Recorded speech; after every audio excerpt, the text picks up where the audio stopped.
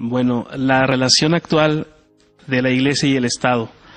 Debemos partir que son dos instituciones que no son antagónicas.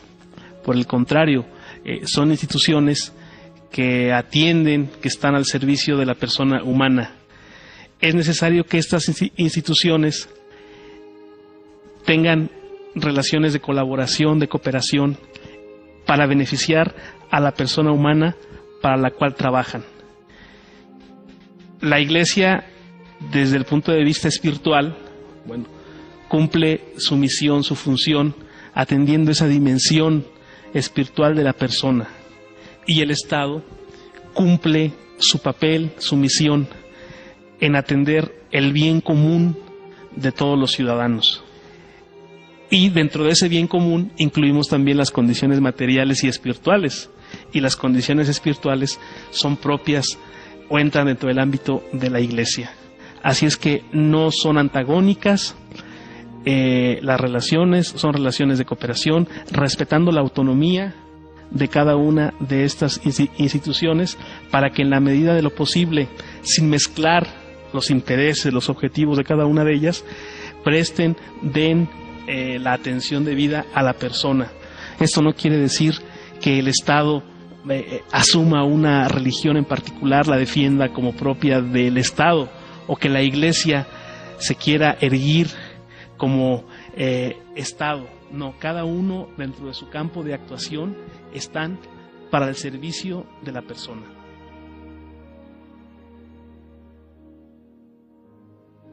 Necesitamos avanzar hacia el reconocimiento del derecho de libertad religiosa.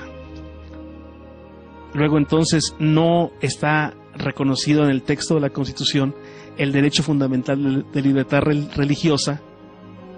Nos quedamos en la garantía de libertad de creencias y de culto. Esto quiere decir que la libertad religiosa plenamente no está garantizada como tal. Nos quedamos en esta garantía donde el Estado otorga a sus ciudadanos esta posibilidad de ejercer su fe y el culto de esa fe en cuatro paredes, en un templo, y cuando sea fuera de los templos necesitamos autorización del Estado. Tenemos muchas restricciones en materia de libertad religiosa porque todavía no hemos avanzado a esa incorporación del derecho fundamental de libertad religiosa en la Constitución. La Iglesia o las iglesias no pueden poseer, administrar medios masivos de comunicación electrónicos, como sea el caso de radio y televisión. Para poder transmitir un acto de culto en estos medios necesitan una autorización del Estado mexicano a través de la Secretaría de Gobernación. México es de los pocos países en América Latina donde se encuentra presente esta limitación, este limitante. Nos quedamos en una mera libertad de creencias y de culto, y es necesario que avancemos a una libertad religiosa plena. ¿Por qué?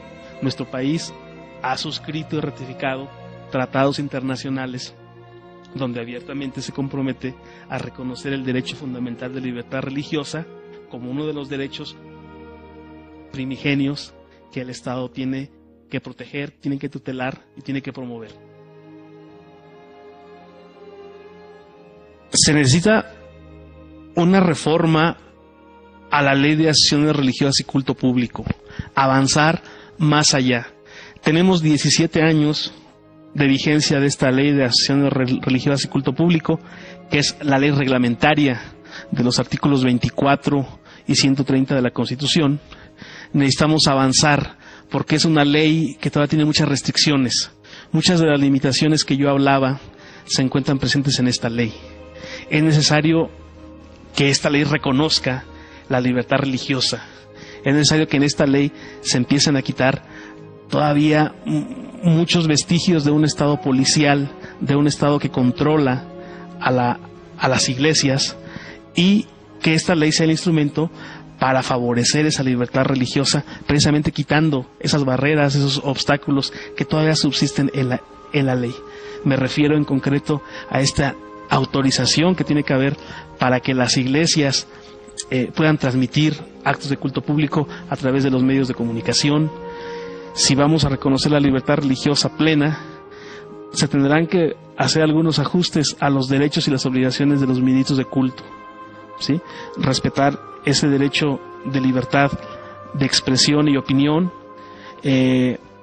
reconocer a los ministros de culto plenamente derechos políticos, que aunque ya están reconocidos, también tienen algunas limitaciones.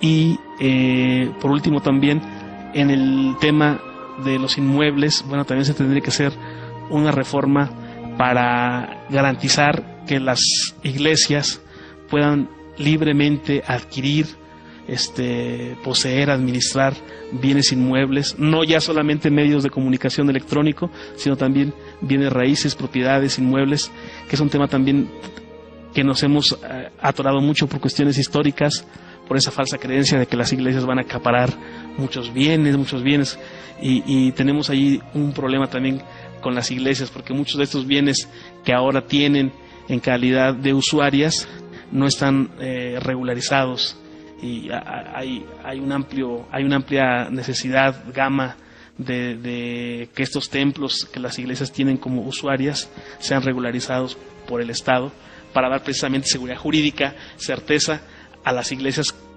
que son las usuarias de estos inmuebles, de estos templos. Pero bueno, este también ya sería otro tema.